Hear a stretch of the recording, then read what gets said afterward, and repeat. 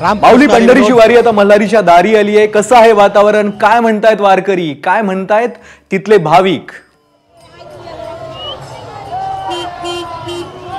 आपण बघतोय विनोद की माझ्या मागे तुम्ही हे जे वारकरी सगळे बघतायत, हे सगळे वारकरी सकाळपासून चालत सासवडवरून निघालेत आणि ते आता जेजुरीमध्ये पोहोचतायत। जेजुरीमध्ये पुढच्या काही मिनिटांमध्ये ज्ञानेश्वर माऊली महाराजांची पालखी पोहोचणार आहे आणि या पालखीचं स्वागत करण्यासाठी जेजुरीकर सकाळपासून बघतोय आपण की रस्त्याच्या दुतर्फा बसलेले आहेत। कारण आपल्याला माहिती आहे की आषाढी वारीच्या वाटेवरचं जेजुरी हे एकमेव ठिकाण आहे ज्या ठिकाणी शैव आणि वैष्णव दोन पंथ एकत्र येतात आणि या दोन्ही पंथांचा मिलाप जो होतो तो या जेजुरी नगरीमध्ये होतो। मल्हारी मार्तंडाच्या दर्शनासाठी सकाळपासून वारकरी मोठ्या प्रमाणात गर्दी करतायत आणि हेच वारकरी आता काही वेळाने माऊली पिवळी होताना बघणार आहेत। म्हणजे काय तर माऊलीवरती ज्यावेळी पिवळा भंडारा उधळला जाईल आणि एकच एळकोट एळकोट जय मल्हारचा जयघोष होईल, तो जयघोष करण्यासाठी जेजुरीतले पंचक्रोशीतले लोक सकाळपासून दबा धरून बसलेत। आपण बघतोय की सकाळी 7 वाजल्यापासून सासवडवरून निघालेले सगळे वारकरी आता या कऱ्हे पठारीच्या पायथ्याशी पोहोचतायत। कऱ्हे पठारे आल्यानंतर जेजुरीच्या खंडेरायाचं दर्शन घेतलं जात आहे आणि केवळ खालून नाही तर आपण बघतो की सकाळपासून आम्ही दाखवायचा प्रयत्न करतोय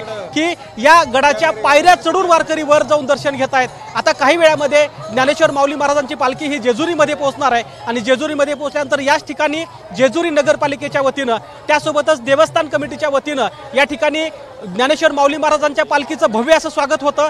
माऊली महाराजांच्या पालखीवरती भंडारा उधळला जातो आणि एळकोट एळकोट जय मल्हारचा एकच जयघोष काही वेळाने आपल्या कानावरती पडणार आहे। विनोद, खराय गोविंद, येळकोट येळकोट जय मल्हारचा गजर होणार आहे। माऊलींची पालखी खऱ्या अर्थानं सोन्याची होणार आहे। धन्यवाद या अपडेटसाठी। एबीपी माझा, उघडा डोळे बघा नीट।